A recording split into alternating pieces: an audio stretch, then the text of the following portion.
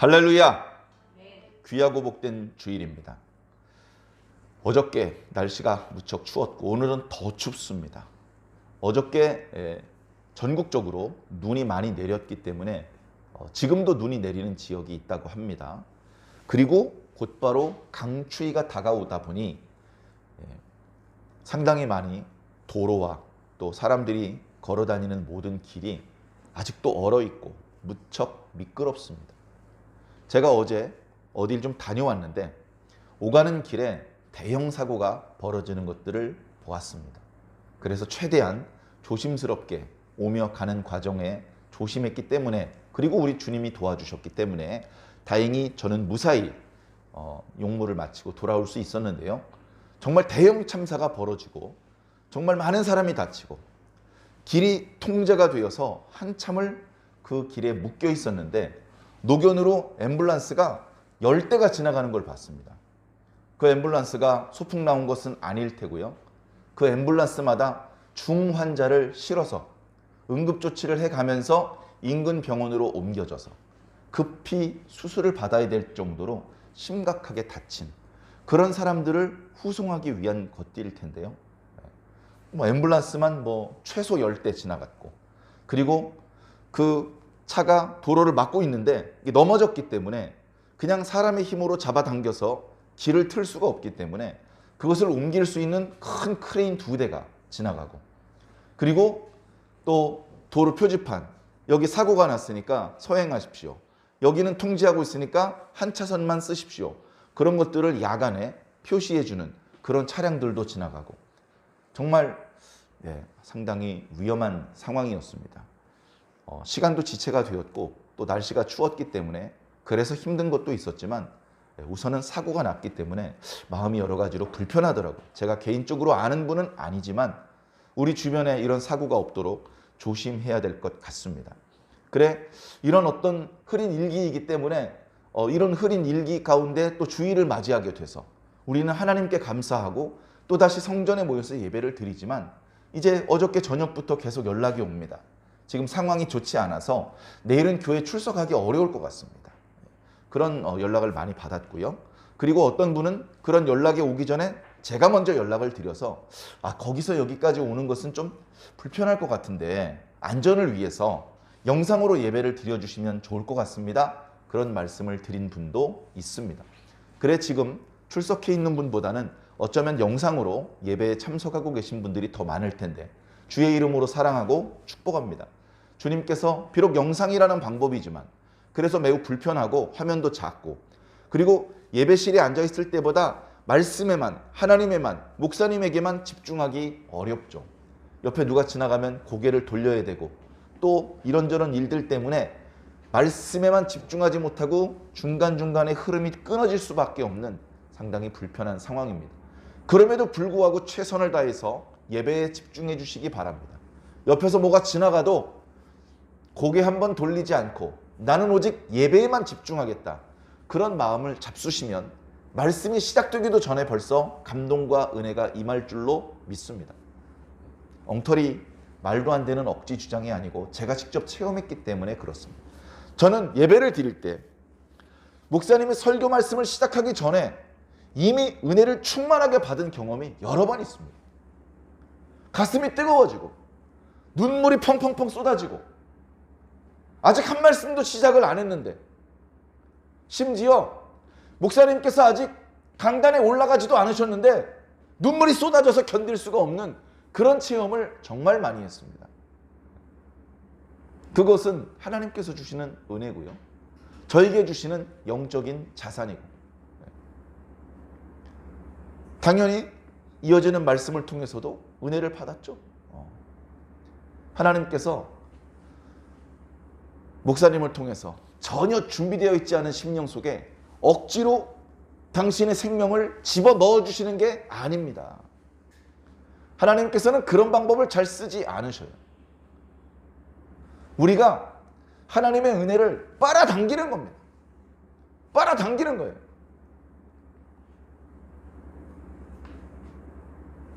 우편에 있는 강도에게 예수님께서 낙원에 갈 수 있는 축복을 강제로 주입해 넣어주신 게 아닙니다.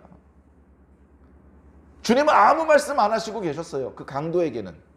강도가 먼저 말을 건 겁니다. 선생님께서 낙원에 가시면 저를 좀 기억해 주십시오. 그 말만 했어요. 예수님께서 그 사람의 내면을 꿰뚫어 보셨죠. 준비가 돼 있는 녀석이구나. 너와 내가 오늘 낙원에 있을 것이다. 아무 준비가 되어 있지 않는 사람에게 강제로 하나님의 축복이, 하나님의 응답이 주입돼서 들어가는 게 아닙니다. 내가 준비가 되어 있지 않으면 아무것도 얻을 수 없습니다. 흔히 그렇게 표현하죠. 일주일째 장마비가 내려도 그릇을 뒤집어 놓으면 한 방울도 담을 수 없다. 하나님의 은혜가 폭포수같이 쏟아져도 내가 준비가 되어 있지 않으면 아무 소용이 없는 것입니다.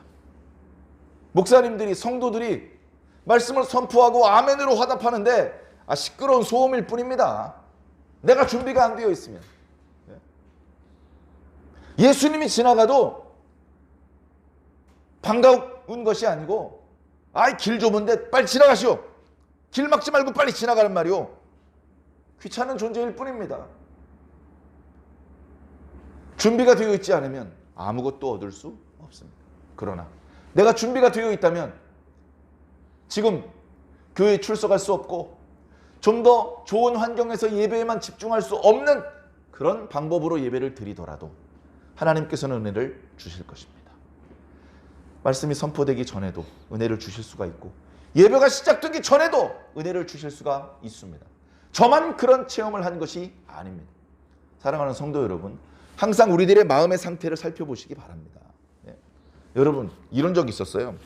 목사님이 강대상에서 아주 열정적으로 말씀을 선포하고 계셨습니다. 제가 어렸을 때 저는 회중석에 앉아서 그 말씀을 듣고 있었죠. 그런데 순간 다른 생각이 스쳐 지나갑니다. 그런 경우 정말 많지 않습니까? 그런 상황이 되더라도 얼른 끊고 다시 말씀에 집중하셔야 됩니다. 그런데 순간 어떤 쓸데없는 생각이 머릿속에 스쳐 지나갔는데 그 순간에 말씀을 제가 놓친 것이죠. 아주 짧은 시간인 것 같지만 어쨌든 말씀의 흐름이 저 혼자 잠깐 끊어져 있었습니다. 그런데 옆에 있는 사람들을 보니까 조금 전과는 달리 더 큰 소리로 아멘 하는 겁니다.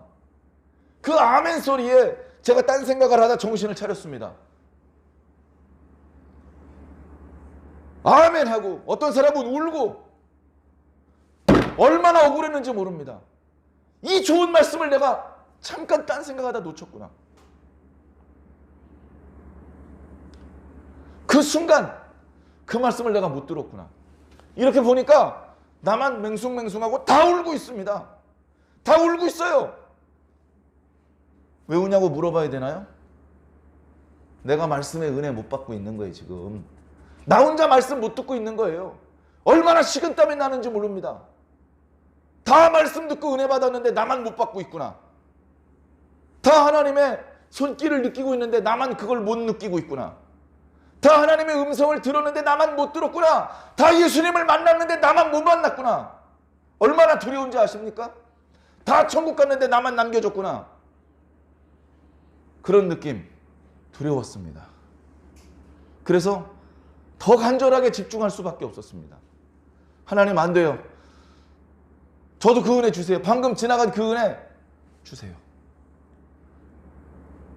그런 어떤 진실함이 있어야 됩니다. 진정성. 교회 하도 오라 그러니까 겨우 가주고, 교회를 갈 때 순수하게 하나님, 예수님, 성령님 만나고 싶고 그분의 말씀을 듣고 싶어서 가는 게 아니고 예배 끝나고 모임 있으니까 가는 거지 뭐. 예배 끝나고 나 뭐 또 봉사해야 돼. 식당 봉사해야 되고 차량 운행 해줘야 되고 교회 청소도 해줘야 되고 그런 부차적인 이유 때문에 교회를 가는 것이라면 참 불쌍한 사람입니다. 다 쓸데없는 짓을 하는 거예요. 잠언 말씀에 쓸데없다는 말 많이 나오잖아요. 허무하다, 바람을 잡으려는 것 같다, 아무 소용없는 일이다. 교회 와서 봉사 많이 했는데 하나님 못 만났어요. 뭐 할 겁니까? 이 추운 날 손이 덜덜덜 떨리게 얼고 근데 가슴이 뜨거워져 있지 않아. 손은 얼어도 가슴은 뜨거워야 되잖아. 가슴은. 그냥 하루 종일 가슴도 차가워져 있고 손도 차가워져 있고 그리고 집에 갑니다. 그 무슨 생각할까요? 내 다시는 교회 안 가. 이런 생각이나 하고 있겠죠. 교회 가서 예수님 못 만나면요, 다 그런 생각할 수밖에 없습니다. 내가 왜 이런 쓸데없는 고생을 하지? 아무 보상도 칭찬도 못 받으면서. 인간적으로 그런 생각을 할 수밖에 없죠. 얼마나 좋습니까? 마귀가 그런 생각을 집어넣어 주는데. 그런데 예수님을 만나면요, 달라져요. 내가 정말 엄청나게 봉사를 하고 심지어 내 생명을 갈아 넣어도 예수님을 만나면 아깝지가 않아요. 아깝지가 않고 내 생명을 받아주셔서 감사합니다. 사랑하는 성도 여러분, 하나님의 나라는 예수님을 사랑하는 사람이 들어갑니다. 나는 예수님을 사랑하지 않는데 예수님이 날 사랑해 주시면 되잖아요. 억지 부리지 마십시오. 억지입니다. 나는 세상을 사랑하는데 예수님이 날 사랑하니까 난 세상에서도 재밌게 살다가 천국도 갈 사람이야. 그런 말도 안 되는 경우가 어디에 있습니까? 성경 그 어디에도 그런 사람은 없습니다.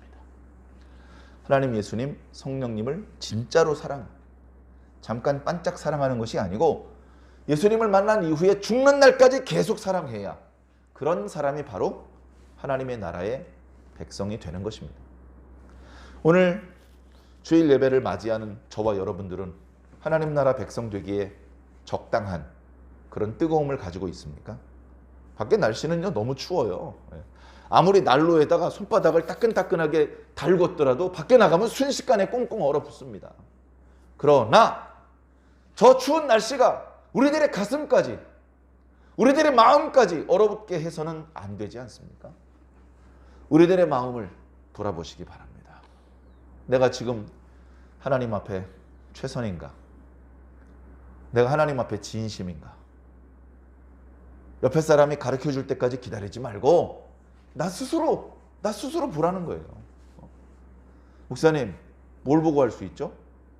교회 출석하면 진심이고 출석 안 하면 거짓인가요? 그럴 때도 있지만 꼭 그렇지는 않습니다. 교회 출석했는데 마음이 돌멩이처럼 굳어있을 수도 있고 교회 출석은 안 했는데 용광로처럼 불탈 수 있습니다. 그러나 교회 출석을 너무 오래 안 하면 나도 모르게 식어버리겠죠. 우리들의 가슴이 뜨거워질 수 있는 이유는 계속해서 에너지가 공급되기 때문입니다. 말씀을 듣기 때문입니다. 그 공급이 끊어지면 한때 뜨거웠다가 어느 순간 식어질 수밖에 없는 것입니다. 부지런히 예배 드려야 됩니다. 일주일에 한 번 주일 예배 드리는 것으로는요, 우리들의 뜨거움을 유지하기가 너무나 부족합니다. 너무나 부족해요. 성경에 언제 일주일에 한 번 예배 드리면 그 뜨거움을 유지하며 하나님의 백성으로서 부족함이 없다고 했습니까? 구약의 이스라엘 백성들이 안식일만 지킨 게 아니에요. 안식일이 아닌 날에도 하나님의 백성답게 살기 위한 수없이 많은 규례들을 지키고 살았습니다. 어쩌면 6일은 안식일을 준비하는 날이에요. 금요일만 안식일을 준비하는 날이 아니고 일주일 내내가 안식일을 준비하는 날이라고요. 우리도 당연히 그래야 되지 않습니까? 금요일만 주일을 준비하고 토요일만 주일을 준비하는 날이 아니고 주일 예배 끝나자마자 그 다음번 주일 예배를 준비하셔야 됩니다. 물론 잠깐 쉬어야죠. 한숨도 돌려야 되고 다른 볼일도 보아야죠. 그러나 그 중간중간에 마음은 그 다음번 주일 예배를 향하고 있어야 돼요. 예배가 주일 예배만 있는 것도 아니죠. 수요일 예배도 있지 않습니까? 새벽 예배도 있지 않습니까? 금요 예배도 있지 않습니까? 그 예배들을 마음속으로 향하고 있어야 돼요. 왜 그거 향해야 됩니까? 주일 예배 끝나고 수요일 예배 준비하면 누가 돈 줍니까? 돈 안 줘요. 내가 오히려 돈을 내야 돼요. 그거 왜 해야 됩니까? 예수님 만날 수 있잖아. 예수님 만나는 것보다 더 좋은 게 어디 있어? 돈 주고 만날 수 있어? 그러니까 준비해야 되는 거예요. 자, 제가 오늘 어저께 눈이 많이 내리는 상황이었음에도 불구하고 어딜 좀 다녀왔다. 그런 말씀을 드렸는데요. 경기도 안산시에 있는 모 교회에 병설로 카르포스 신학연구원이 설립되었습니다. 설립된 지 그리 오래되지 않았습니다. 큰 대규모 신학교가 아닙니다. 군소신학교예요. 아주 소규모, 이제 막 시작했습니다. 시스템이 완벽하게 갖추어져 있지 않죠. 그런데 이런 걸 왜 문을 열었습니까? 가슴이 뜨거워서 열은 거예요. 가만히 있을 수가 없어서 열은 겁니다. 주의 종들을 양성해야 되고 계속해서 이 복음을 선포해 나가야 되기 때문에 대규모 신학교는 대규모 신학교대로 역할이 있고 교단 안에서만 인정을 받지만 군소신학교는 군소신학교대로의 역할과 의미가 있는 겁니다. 이 문제에 대해서 저는 잘 모르고 있었습니다. 그러나 아무도 모르게 가슴을 졸이던 어떤 목사님이 있었습니다. 전에 그런 군소신학교가 있었답니다. 그래서 그 군소신학교 일을 도와주면서 이것을 통해서 하나님의 일꾼들이 많이 배출되면 좋겠다. 그런 생각을 하고 있었는데 뭔가 하나님의 순수한 뜻이 아닌 인간적인 욕심이 개입되다 보니까 이 신학교가 깨져버렸습니다. 불미스럽게 깨져버렸습니다. 거기에 몸담고 있던 사람들이 다 상처를 받았습니다. 그래서 이 목사님도 상처를 받고 참 이렇게 되면 안 되는데 이런 불미스러운 모습을 후배들에게 선례로 보여주는 신학교 말고 정말 좋은 것들을 모범을 보여줄 수 있는 좋은 것들을 가르쳐줄 수 있는 그런 신학교를 세웠으면 좋겠다. 오랜 시간 동안 근심하면서 기도했습니다. 그 목사님이 이제 목사가 된 지도 여러 해가 지나고 그리고 이제 노회에서 또는 대회에서 임원으로 활동을 하는데 지금은 이제 그 노회의 노회장이 되셨습니다. 저희 대회에서는 부대회장이 되셨습니다. 그래 지난 회기에도 이번 회기에도 함께 대회 임원 활동을 하다가 그 목사님과 친교를 좀 하게 되었는데 그 목사님께서 지난 11월 말에 있었던 제주 영성 수련회 때 그때 당신에게 그런 비전이 있었다는 말씀을 하셨습니다. 본래는 지난 여름에 그 신학원 문을 열려고 하셨다고 합니다. 근데 그걸 열려면 자기 맘대로 열 수 있는 게 아니고 여러 대회장님들 결재를 받고 총회의 인준을 받아야 됩니다. 그래서 총회에서는 여러 가지로 이 신학원을 만드는데 필요한 것들이 구비가 됐는지 살펴보아서 준비가 된 것 같으면 인준을 해줍니다. 그러면 그 인준을 받고 비로소 설립 감사 예배를 드리고 그리고 본격적으로 신학생들을 모집하고 교육을 하고 그렇게 일정이 진행이 되는 것이거든요. 자, 그래서 여름에 하려고 했는데 여러 가지 이유로 그게 안 됐습니다. 이 목사님 남몰래 눈물을 흘렸던 모양입니다. 그러나 포기하지 않고 계속 기도했습니다. 그 사이에 총회장님이 다른 분으로 바뀌었고 대회장님이 다른 분으로 바뀌었습니다. 많은 것들이 바뀌었지만 그 목사님 가슴속에 하나님께서 질러주셨던 불은 꺼지지 않고 있었던 모양입니다.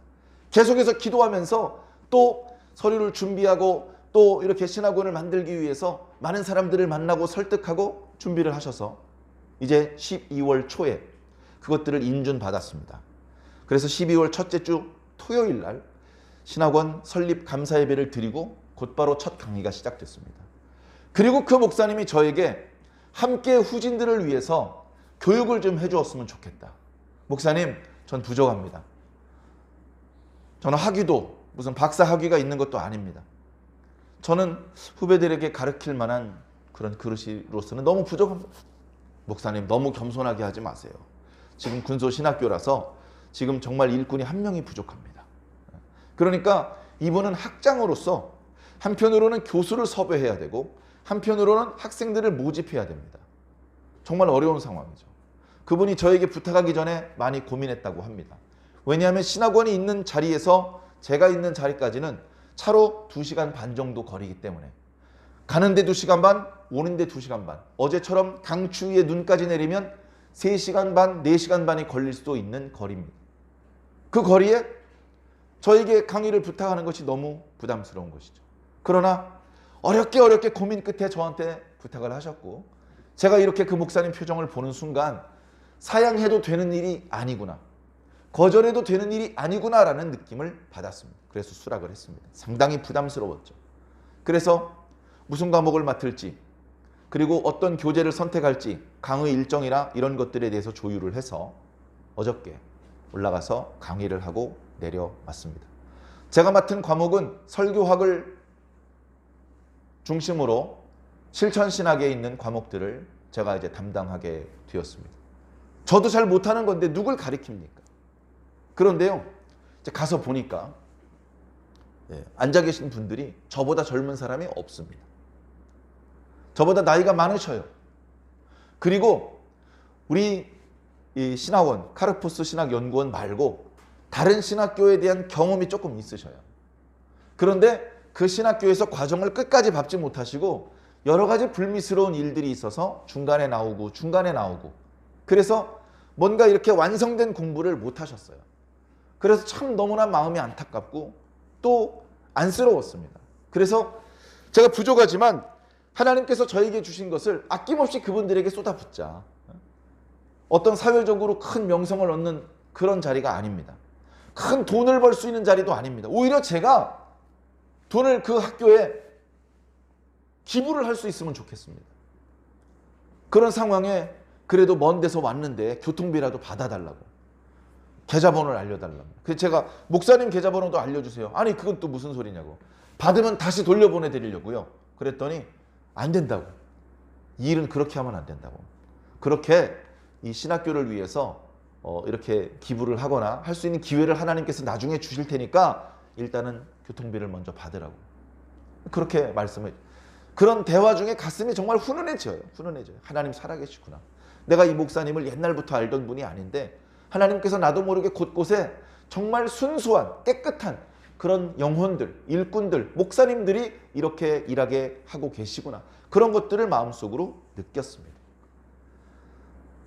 저는 강의를 준비하면서 어떤 학술적으로 강의를 준비할 만한 능력이 안 돼요.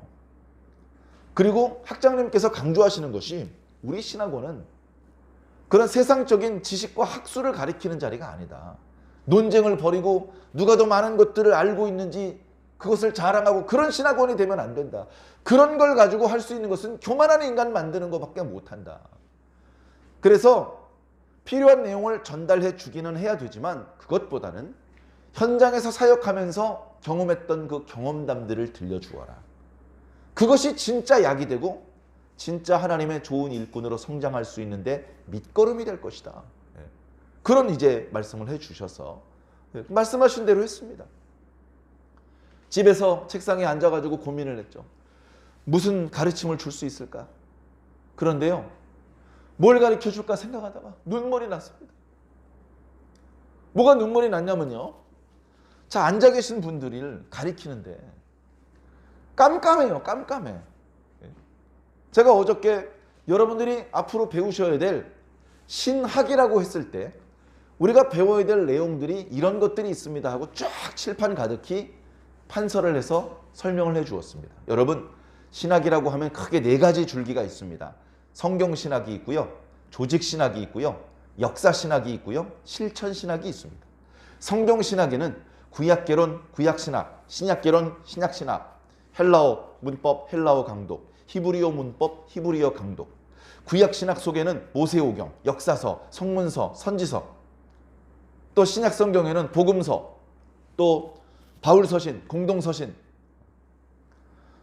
큰 신학교에서는 각각의 분야를 전공하신 그런 교수님들이 포진해 있습니다. 구약학 교수님 5명, 신약학 교수님 6명 이렇게 포진되어 있습니다. 그러나 우리 카르포스 신학원은 그렇게 포진되어 있지는 않습니다. 우리가 그 부분에 대해서 우리나라 탑3 신학교의 수준을 다 완벽히 따라잡을 수는 없지만 그러나 대충의 윤곽은 알고 계셨으면 좋겠습니다. 조직신학에는 신론이 있고 인간론이 있고 기독론이 있고 교회론이 있고 성령론이 있고 종말론이 있습니다. 역사신학에는 초대교회론, 중세교회사, 종교개혁사, 근대교회사, 한국교회사, 그리고 실천신학에는 설교학, 목회학, 예배학, 상담학, 교육학, 교회음악, 행정학, 헌법, 그것 말고도 뭐 선교학, 무궁무진하죠. 그런 것들이 있다고 이제 말씀을 드렸는데, 정말 감사한 게 뭔지 아십니까? 저는 그걸 다 배웠어요. 전 그걸 다 배웠어요. 다. 빠짐없이. 야, 내가 이걸 언제 다 배웠지? 학교에서도 배웠고요. 현장에서도 배웠습니다. 그래서 누굴 가르칠 입장이 아니야. 내가 부족해 라고 하지만 내게 학위가 없을 뿐이지 하나님께서 나에게 그 많은 것들을 다 가르쳐 주셨어요. 그거를 어저께 그 모여있는 학생들 앞에서 가르치려다 보니까 깜깜합니다. 이걸 다 언제 가르치지? 이 많은 걸 다 언제 가르치지? 그 생각을 하다가 눈물이 난 거예요. 하나님께서 저를 이렇게 길러주셨군요. 하나님께서 저를 이렇게 길러주셨군요. 교회에서 설교를 합니다. 주일 예배 설교, 30분 설교할 때도 있고 40분, 50분 설교할 때도 있는데요. 그 30분 설교를 준비하는데 얼마나 걸린지 아십니까? 50년 걸렸습니다. 왜냐하면 불과 하루 전에 또는 일주일 전에 말씀 묵상하고 막 이렇게 고민하고 기도하고 그 일주일 동안 준비한 게 아니에요. 그 30분 설교 중에 그 목사가 살아온 모든 배경이 나오고 그 목사가 그동안 경험했던 모든 지식이 나오고 그런 것들이 다 녹아서 한 편의 설교로 선포되는 겁니다. 자신이 직접 배웠던 것, 자신이 직접 경험했던 것이 아니면 전달할 수가 없어요. 여전히 부족하고 여전히 더 자라나야 되는, 어떻게 보면 미성숙한 그런 입장일 수밖에 없지만, 그래도 어떻게 보면 하나님께서 지금까지 저를 수도 없이 많은 사람들을 통해서 가르쳐 주시고 길러 주셨구나. 그게 순간적으로 마음속으로 올라오면서 울컥했습니다. 사랑하는 성도 여러분, 여러분 혼자 컸습니까? 여러분 혼자 배웠습니까? 여러분 물론 부족하죠. 근데 그나마 지금만큼이라도 성장하는 거 어떻게 여러분 혼자 독학하신 겁니까? 이 사람을 통해서 저 사람을 통해서 계속 배우고 계속 경험하고 그런 것들이 쌓여서 지금의 이 모습이 된 것 아닙니까? 그리고 우리가 신앙인이기 때문에 알죠. 이 사람을 통해서 저 사람을 통해서 배운 거지만 그 뒤에 하나님을 통해서 배운 겁니다. 하나님께서 제가 어렸을 땐 주일학교 교사를 통해서 가르쳐 주셨고 조금 크니까 중고등부 교사를 통해서 가르쳐 주셨고 이 교회 목사님, 저 교회 전도사님, 이 교회 섬길 때, 저 교회 섬길 때 그때마다 좋은 주의 일꾼들을 붙여주셨습니다. 목사님들, 선생님들을 통해서만 배웁니까? 집사님들을 통해서도 배우고요. 어린이들을 통해서도 배웁니다. 내가 겸손하고 마음의 문이 열려 있으면 하나님께서 다양한 방법으로 나를 가르치실 때 배울 수 있습니다. 그렇게 하나님께서 저를 가르쳐 주셨어요. 저를 길러주셨어요. 길러주셨다는 말 속에는 많은 게 들어있습니다. 저 더러워지면 씻어주셨고요. 저 이렇게 벗고 있으면 입혀주셨고요. 저 어디 쉬지 못하면 쉴 수 있게 해주시고 잠도 잘 수 있게 해주시고요. 지금 제가 예배 마치고 돌아가야 될 집이 있고 같이 아웅다웅하면서 살 수 있는 아내가 있고 자녀가 있고 서로 걱정해주는 가족들이 있고 그거 다 하나님께서 주신 겁니다. 저는 내 집에서 사는 게 아니고요. 하나님께서 주신 집에서 살고 있어요. 아내가 차려준 밥을 먹고 있지만 하나님께서 먹이시는 걸 먹고 지금 제가 이렇게 살고 있는 겁니다. 그런 깨달음이 순간 쑥 올라오는데 강의 준비를 할 수가 없는 거예요. 강의 준비가. 야, 이거 큰일 났다. 내일 학생들 앞에서 이거 눈물 보이면 안 되는데. 다행히 잘 절제해서 막 그렇게 흉하게 울어 제끼고 그러지는 않았습니다만 하나님께서는 아실 겁니다. 하나님께서는 아실 겁니다. 하나님 참 감사합니다. 그리고 정말 죄송하지만 앞으로도 저를 잘 길러주십시오. 하나님이 안 길러주시면 누가 저를 길러줄 수 있습니까? 저 스스로 할 수 있습니까? 하나님께서 다 해주십시오. 겸손하게 하나님께서 기르시는 대로 먹고 인도하시는 대로 가고 가르쳐 주시는 대로 배우고 계속해서 성장하고 그래서 더 좋은 일꾼이 되고 더 좋은 열매로 우리 하나님을 기쁘시게 해드리겠습니다. 하나님, 앞으로도 저를 좀 길러주십시오. 저를 책임져 주십시오. 저를 보호해 주시고 인도해 주십시오. 여러분, 그것은 저 혼자만의 기도가 되어서는 안 될 겁니다. 여러분들 각자의 기도가 그렇게 되셔야 됩니다.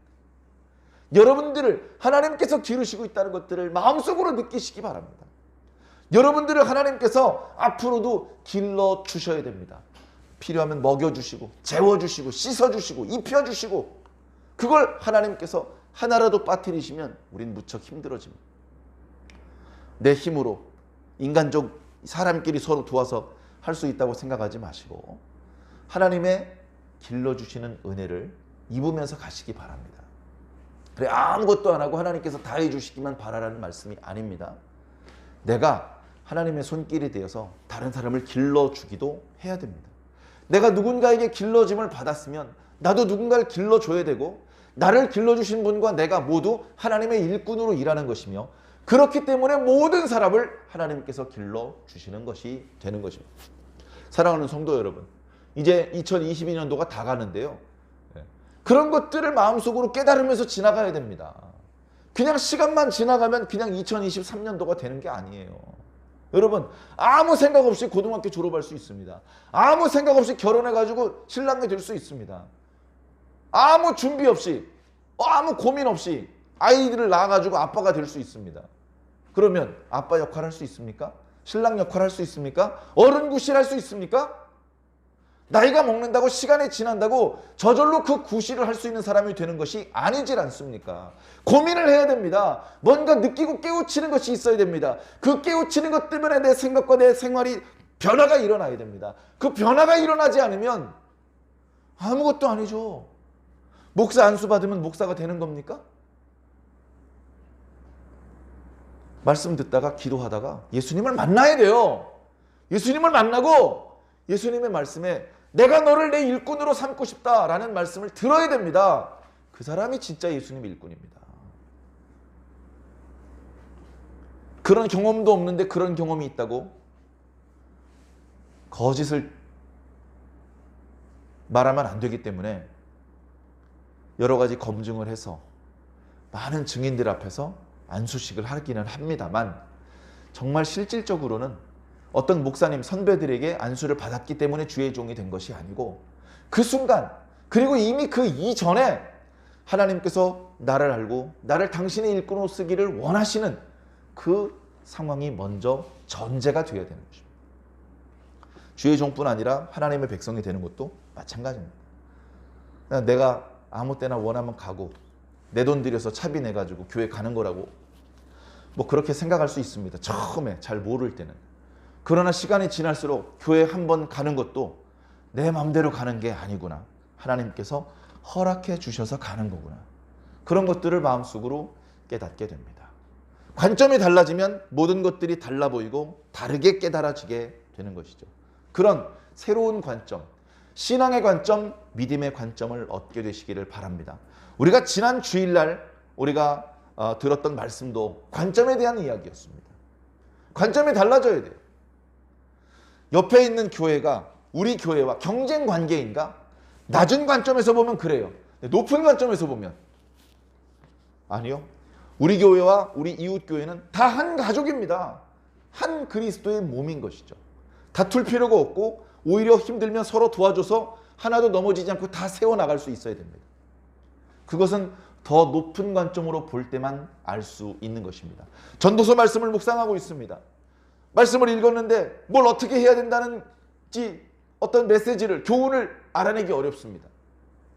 그 교훈은 저 뒷부분에 있습니다. 주일날 전도서 말씀을 또 강론하기 어려울 것 같아서 결론에 해당되는 부분을 오늘 예배 시작할 때 묵도 말씀으로 읽어드렸습니다. 그것은 전도서 말씀 맨 끝에 있는 12장 13절과 14절입니다. 몇 차례 말씀드렸지만 그 내용은 듣도 보도 못한 새로운 내용이 아니고 이미 우리가 알고 있는 내용입니다. 성경 이곳저곳에 이미 반복적으로 말씀해주고 있는 내용입니다.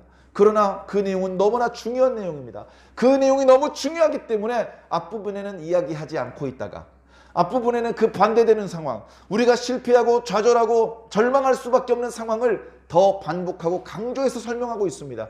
그런 말도 안 되는 상황, 도저히 뭘 어찌할 수 없는 상황, 그런 상황을 먼저 우리가 강하게 깨닫고 나서 그렇기 때문에 우리가 이렇게 하는 것이 지혜가 아니겠느냐라고 우리들에게 강한 메시지를 던지고 있는 것이 전도서 말씀 전체죠. 그러니까 이 전도서 말씀을 깨닫기 위해서도 뭐가 필요하느냐? 더 높은 관점이 필요한 것이죠.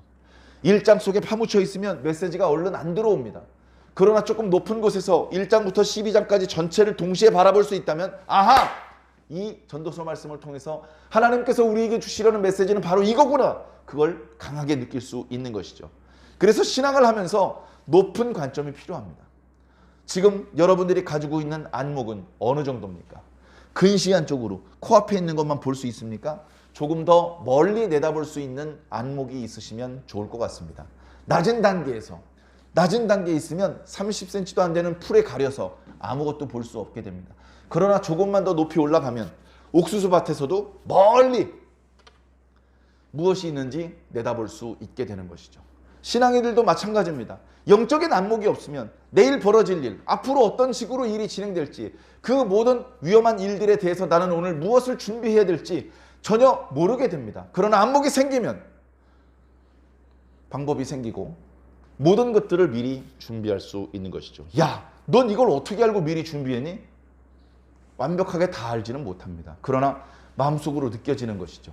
그런 하나님께서 우리들의 마음과 생각을 다스려 주시는 그 다스리심을 잘 느끼면서 그걸 감각해내면서 하나님과 함께 동행하는 그것이야말로 우리가 미래를 지혜롭게 준비하는 방법들이 될 것입니다. 전도서 말씀을 보면 상당히 비관적입니다. 저는 그래서 그런 생각도 했습니다. 전도서 말씀을 기록하신 분은 지금 마음이 좀 불편한 것 같아요. 마음이 신나고 기쁘는 상황이 아닌 것 같아요. 우리가 세상을 살면서 마음이 편안하고 마음이 기쁘고 흐뭇하고 즐겁고 그리고 미래가 아주 희망적인 것처럼 느껴지는 그런 순간도 있습니다. 그런 마음이라면 전도서에 이런 내용을 쓸 수가 없습니다. 그런데 전도서의 말씀을 보니까 이 말씀을 기록하신 분은 세상에 돌아가는 이치를 깨달았구나. 인간의 수명이라는 것이 한계가 있음에도 불구하고 하나님께 지혜와 지식이라는 은사를 받다 보니까 세상에 돌아가는 많은 상황들을 종합해서 분석할 수 있는 능력이 생겼고 그런 것들을 바탕으로 결국 세상에 벌어지는 모든 일들 사는 동안에 그 일이 뭐 대단한 일인 것이라고 생각하면서 우리가 몰두하고 열중했던 그 일들도 긴 안목에서 보면 아무 의미 없는 일이구나. 나는 이것에 목숨을 걸었는데 500년이 지나고 나니까 아무 의미 없는 일이었습니다. 그런 말씀을 지금 하고 있는 것이죠. 그러니까 지금 전도서 말씀을 기록하신 분들은 뭔가 마음이 불편한 거예요. 세상이 우리 기대대로 돌아가지 않고 그리고 우리가 삶을 열심히 사는 것이 결국 긴 안목에서는 이도저도 아닌 것이라는 것을 마음속으로 깨닫게 된 것입니다. 뭐든지요, 내가 중요합니다. 내가 기분이 좋으면요, 어때요? 세상이 아름답게 보입니다. 내가 속상하고 막 슬프고 낙심되면요, 예쁘게 피어난 꽃이요, 기분 나빠요. 난 속상한데 넌 왜 이렇게 예쁜 거야? 꺾어버리고 싶습니다. 모든 눈에 들어오는 것이요, 자기 자신의 모습처럼 보이는 거예요. 자기 자신의 어떤 상황을 비추어서 보게 되는 겁니다. 그냥 그대로 보이질 않아요. 사람을 볼 때도 마찬가지입니다. 어떤 사람이 웃으면서 날 쳐다보고 있습니다. 내가 착하고 기분이 좋으면 나를 향해서 웃어주는 사람이 너무나 반갑고 고맙습니다. 내가 기분이 나쁘면 어때요? 기분 나쁘게 왜 실실 쪼개? 왜 날 비웃는 거야? 너 나 욕했지? 욕 안 했는데 내 마음의 상태가 그러면 욕한 것처럼 보이는 거랍니다. 내 마음의 상태가 중요합니다. 성경책을 볼 때도 마찬가지입니다. 여러분들은 성경책을 볼 때 어떤 마음의 상태에서 봅니까? 큐티 하라니까 왜 큐티 안 했어? 뒤통수 한 대 맞고 그리고서 큐티 책자 보면 감동이 될까요? 안 되죠. 그런 방법으로는 안 됩니다. 그러니까 어떻게 해야 됩니까? 큐티를 안 해도 군밤을 때리지 않아야겠죠. 아니죠. 큐티를 그 전에 해놔야죠. 시켜서 하기 전에 내가 해야 됩니다. 내가 스스로 원해서 해야 됩니다. 그러면 감동이 됩니다. 거기다가 큐티 했어? 안 했어? 했습니다. 칭찬까지 받습니다. 얼마나 좋은 일이 많이 생깁니까? 한 치 앞을 내다보지 못하고 좋은 결과를 끌어당길 수 있는 일이 많이 있음에도 불구하고 큰 돈과 힘이 들어가는 일이 아니고 내가 지금 선택할 수 있는 일 중에서도 좋은 결과를 끌어당길 수 있는 선택이 무지하게 많이 있습니다. 근데 그거 선택하지 않고 야단 맞을 거, 군밤 맞을 거, 미움받을 거, 그런 결과를 불러올 수밖에 없는 그런 선택을 하는 경우도 너무나 많이 있습니다. 사랑하는 성도 여러분, 일부러 어리석은 자가 되지 마십시오. 뻔히 그건 어리석은 것인지 알면서도 어리석은 걸 선택하는 사람들을 정말 많이 봤습니다. 일부러 어리석은 자가 되지 마십시오. 일부러 알면서 잊어버리려고 하지 마십시오.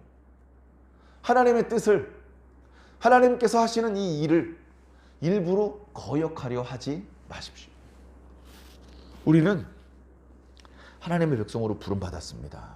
그렇지 못한 사람보다 하나님의 말씀을 훨씬 더 많이 알고 하나님의 뜻을 훨씬 더 많이 깨닫게 되었습니다. 그렇게 이미 깨닫게 해주신 것을 불어 잊어버리고 부정하고 거역하고 그렇게 하지 마십시오. 하나님께서 기뻐하시는 방법이 아닙니다.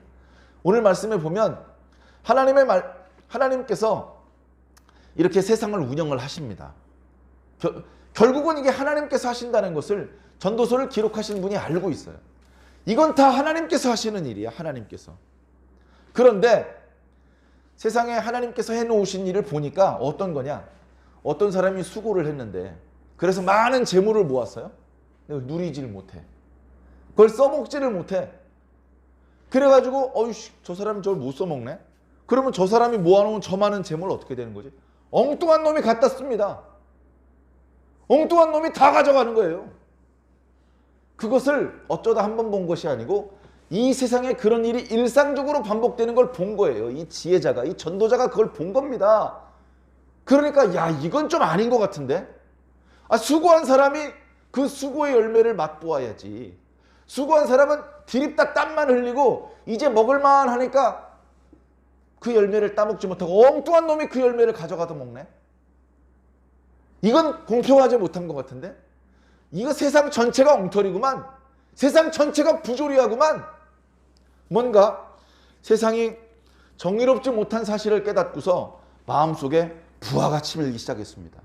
야 이거 뭐가 잘못된 거야. 이러면 안 되지 하면서 들어가가지고 그걸 바로잡으려고 그러는데 잘 안 됩니다. 인간이 하나님께서 세상을 온통 부조리하게 만들어 놓으셨고 인간의 관점에서 볼 때 세상을 부조리하게 하나님께서 만들어 놓으신 것을 사람이 들어가서 정의롭게 바꿔놓을 수가 없는 것이죠. 그래가지고 결국은 이야기를 합니다. 뭐라 그러냐면은 낙태된 자가 더 좋겠다. 낙태된 자. 낙태된 자가 더 차라리 낫겠다. 예? 3절에 보니까요. 사람이 비록 100명의 자녀를 낳고 또 장수하여 사는 날이 많을지라도 그의 영혼은 그러한 행복으로 만족하지 못한다. 야, 하나님께서 이렇게 복을 주셨는데도요. 만족할 수가 없는 거예요. 성경에 우리가 복이라고 기록된 것은요. 대부분 행복이라는 의미입니다. 그래서 저희 교회는요. 복보다는 행복을 중요하게 생각해요. 하나님께서 우리에게 주시려는 게 복이 아니고 행복이에요. 행복. 네? 우리 교회는 행복이 샘솟는 교회다. 그런 의미로 저희 교회 이름을 붙였습니다. 자, 그런데 결국 이 사람은 하나님께서 그런 행복을 주셨는데 만족하지 못합니다. 그러니까 뭐라고 말합니까? 나는 이르기를 낙태된 자가 그보다 낫다. 하나님께 많은 재물을 받았어. 누리지 못해. 이런 사람보다는 낙태된 자가 낫다는. 낙태된 게 뭡니까? 이게 참 말하기도 괴로운 표현입니다. 낙태는요. 부모님의 태에서 출생하기 전에 뱃속에서 9달, 10달을 충분히 성장한 다음에 때가 되어서 출생을 해야 되잖아요. 근데 그 때가 되기 전에 뱃속에서 죽는 겁니다. 때가 되기 전에 뱃속에서 죽는 거예요. 여러 가지 원인에 의해서 자연적으로 의도하지 않았는데 뱃속에서 아이가 죽는 경우도 있죠. 충격을 받을 수도 있고 잘 모르고 먹으면 안 되는 약을 먹을 수도 있고. 그런데 요새는요. 강제로 수술로 멀쩡히 살아있는 아이를 수술로 죽이는 그런 일들도 많이 있습니다. 세상에 우리가 다 이렇게 살고 있잖아요. 우린 다 옛날에 어머니 뱃속에서 그렇게 태아인 과정을 거쳐서 지금 이렇게 이 땅에서 살고 있는 건데요. 태아 중에서 다 태어나는 게 아닙니다. 죽는 아이가 더 많습니다. 죽는 아이가. 그 배고프던 시절, 의학이 발달되지 않았던 시절 얘기 아니냐. 의학이 발달돼서요, 이제 유산하는 일이 많이 줄어들었어요. 그런데 잠시 후에 그 의학 때문에 뱃속에서 정상적으로 충분히 잘 출생할 수 있는 아이를 강제로 죽이는 일이 엄청나게 많아졌습니다. 엄청나게. 그래서 임신된 생명 중에서 태어나는 생명보다 죽는 생명이 더 많아졌어요. 아, 설마 그럴 리가 있느냐. 그걸 드러내서 밝히지 않으니까. 아이를 낙태시키는 것이요, 거대한 산업입니다. 관련 종사자들은요, 그것 때문에 엄청나게 돈을 많이 벌고요, 그 업계에서 일을 하면서 월급을 받아가는 사람의 숫자가 엄청나게 많습니다. 낙태를 반대하면 그 업계에서 일하는 사람들이 전부 다 실업자가 되는 것이기 때문에 낙태를 반대한다는 소리도 내기 어려운 것이 지금 현재 상황입니다. 하나님이 없으니까요, 이런 일들이 벌어지는 거예요. 자, 전도서 말씀에 낙태라는 것은 그렇게 의학적으로 강제로 태아를 죽이는 그런 것을 말하는 것은 아니겠죠. 어찌되었거나 태어나기 전에 죽는 것을 말하는 것인데, 그러다 보니까 어떻습니까? 분명히 하나의 생명이었는데 그의 이름도 잊혀져 버리고 햇빛도 보기 전에 죽어버린다. 얼마나 불쌍하고 참혹한 것입니까? 그런데 하나님께서 복을 주셨는데도 행복을 누리지 못하는 것은 그보다 더 불쌍하다는 겁니다. 그보다 더 불쌍하다는 겁니다. 낙태된 것보다 더 불쌍한 게 사실 어디 있습니까? 그런데 그것보다 더 불쌍한 것이라고 말함으로 해서 더 강조하는 것이죠. 그 뭐라고 말합니까? 그가 비록 1000년의 갑절을 산다 할지라도 2000년을 살아도요, 행복을 보지 못해요. 하나님께 2000년 동안 살 수 있는 복을 받아도 행복하지 않아. 그럼 뭡니까? 결국 한 10년 살다가 죽은 사람이나 낙태되어서 죽은 사람이나 2000년 살다 죽은 사람이나 다 똑같은 거 아니냐.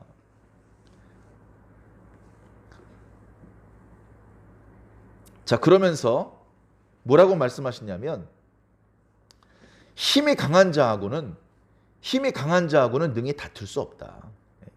자, 10절 말씀을 한번 보겠습니다.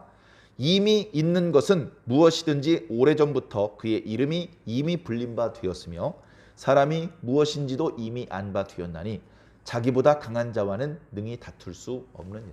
하나님, 뭡니까 이게? 낙태된 영혼보다도 더 못한 인생을 살게 왜 이렇게 만드시는 겁니까? 내가 이거 보니까 다 하나님께서 하시는 거네요.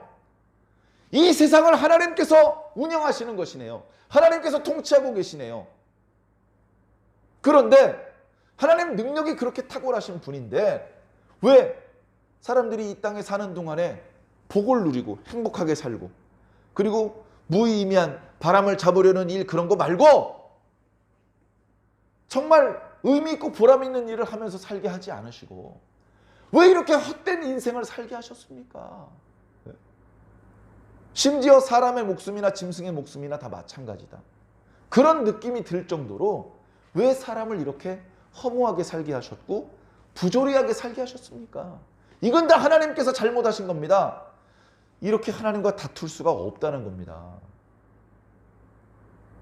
세상이 이렇게 부조리하게 된 것은 하나님 때문인데, 하나님 그렇게 하시면 안 됩니다. 그건 잘못하시는 겁니다. 좀 이렇게 바꿔주십시오. 이렇게 하나님하고 실갱이할 수 있는 일이 아닌 거예요. 사실은 어떻습니까? 우리가 뭘 몰라서 그런 것이죠. 저도 모릅니다. 우리가 하나님의 뜻을 다 모릅니다. 하나님께서 왜 이 세상을 부조리하게 운영되게 하시는지, 사람들의 생명을 무의미한 것처럼 보이게 만드시고 사람들이 하는 수고가 다 헛된 것인 것처럼 보이게 만드시는지 우리 몰라요. 저도 모르고요. 저보다 지혜로웠던, 하나님께 지혜와 지식의 은사를 받았던 전도자도 모른답니다. 알 수가 없어요. 그러니까 답답하면서 헛된 일이로다, 이거 참 괴이한 일이로다, 이거 참 폐악한 일이로다 라고 탄식은 하지만 하나님께 씨름을 해가지고 하나님 그러지 말고 이렇게 바꿔주세요 라고 하나님의 의지를 꺾어서 우리 입맛대로 바꿔달라고 할 수는 없다는 겁니다. 그러나 우리가 믿기로는 어떻습니까? 하나님은 살아계신 분입니다. 우리보다 더 지혜로우신 분입니다. 우리보다 더 높고 더 긴 안목을 가지고 계신 분입니다. 하나님께서 어리석게 이 세상을 허무하게 만드셔가지고 결국 하나님께서 만드신 창조 세계를 스스로 망쳐버리기 위해서 그렇게 한 것이 아니라는 것을 우리는 이해해야 됩니다. 왜 그런 방법을 쓰시는지 우리가 구체적으로 잘 모릅니다. 그러나 우리가 다 깨닫지는 못하겠지만 하나님께서 이렇게 지금 우리 현재적인 안목에는 마음에 들지 않게 그렇게 하시는 데에는 다 하나님만의 이유가 있는 것입니다. 결국 우리가 이해하지 못하는 하나님의 큰 뜻을 이루기 위한 방법 중에 하나일 뿐이라는 것입니다. 그걸 우리가 다 모르지 않습니까? 그걸 알아낼 방법이 없습니다. 그걸 알려주십시오. 안 알려주실 것이면 제가 원하는 대로 바꿔주십시오. 아무 소용 없는 것이죠. 결국 하나님께서는 당신의 뜻대로 하실 것이고 결국 우리는 끝까지 하나님의 뜻을 잘 모른 채로 죽어갈 것입니다. 그럼 어떻게 하라는 말입니까? 어리석은 마음을 버려라. 교만한 마음을 버려라. 네가 지금 이해를 다 못하고 있지만 하나님이 네가 걱정하는 것처럼 그런 어리석은 분이 아니야. 네가 다 깨닫지 못해. 내가 지금 너한테 그걸 알려줄 수도 없어. 그러나 하나님께서는 당신의 뜻이 있어. 하나님께서 품고 계신 뜻은 완전하셔. 그 완전하신 뜻대로 지금 진행되고 있는 것이야. 하나님의 의도와 달리 일이 막 어그러지고 있는 것이 아니야. 이게 왜 이렇게 됐지? 아, 이거 바로 잡아야 되는데 얼른 안 되네. 하나님께서도 진땀을 빼고 계시고 그런 게 아니야. 이미 이렇게 될 걸 알고 계셨어. 지금 이 모습은 하나님께서 원하시는 모습이야. 이런 모습이 있어야 그 다음 단계를 펼치실 수 있기 때문에 지금 이렇게 하시는 거야. 이 다음 단계에 어떤 일이 펼쳐질지, 네가 죽은 다음에 어떤 일이 벌어질지 너한테 알려줄 수가 없잖아. 너는 끝끝내 모른 채로 갈 수밖에 없어. 일의 시작과 끝을 너는 절대로 알 수가 없어. 알 수 없으니 어떻게 해야 돼? 믿어야지. 하나님을 믿어야지. 하나님께서 우리보다 크고 강하시고 내가 태어나기 전부터 일하셨던 분, 내가 죽은 이후에도 일하실 분, 그분이 모든 것들을 아름답게 최종적으로 만들어 주실 것을 믿어야지. 그걸 믿고 지금 현재 내가 이 땅에 살고 있는 동안에 어리석게 원망하고 불평하고 하나님을 향해서 삿대질하고 그러지 말고 그냥 너에게 주어져 있는 복을 누리고 하나님께서 행복하게 하시면 그 복을 감사하고 그 복을 누리면서 이 땅에 있는 동안에 선을 행하면서 살아. 이 땅에 있는 동안에 하나님을 경외하면서 살아. 이 땅에서 네가 알게 된 만큼의 하나님의 뜻을 실천하면서 살아. 그게 사람의 본분이다 라고 전도서 말씀 전체를 통해서 오늘 우리들에게 말씀해주고 있는 것입니다. 사랑하는 성도 여러분, 조금은 어려운 방식으로 말씀해 주시는 것이지만 그 속에 담겨져 있는 의도는 참 심오합니다. 계속해서 앞으로도 전도서 말씀을 살펴보면서 계속해서 이 전도서 말씀을 통해서 우리들에게 주시려는 주님의 뜻을 더 선명하게 붙잡게 되시기를 예수님 이름으로 간절히 축원합니다.